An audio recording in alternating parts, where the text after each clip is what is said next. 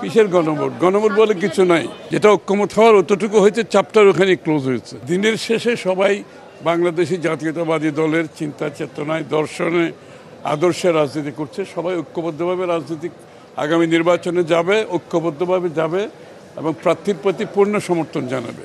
মনের দুঃখ তো থাকতেই পারে, নমিনেশন না পেলে অনেক সময় থাকতে পারে, সেটা তো একটা সাময়িক ব্যাপার।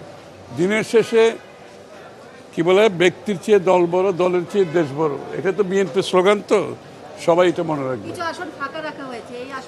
এগুলো আছে আমাদের সাথে, যারা আমাদের যুগপৎ আন্দোলন ছিল, আমাদের সাথে আন্দোলন, তাদের জন্য তো কথাবার্তা চলছে।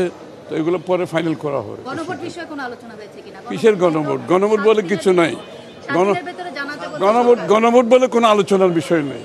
এটা ওখানেও কোনো এজেন্ডায় ছিল না, এখন গণভোটের কোনো এজেন্ডা নেই। আর যেটা ছিল একমাত্র, সেটা নির্বাচনের দিন যদি হয়, সেটার উপরে ঐক্যমত হয়েছে, ওর পরিপ্রেক্ষিতে সভা শেষ হয়েছে। এরপরে নতুনভাবে ঐক্যমত হওয়ার কিছু নাই। যেটা ঐক্যমত হওয়ার অতটুকু হয়েছে, চ্যাপ্টার ওখানে ক্লোজ হয়েছে।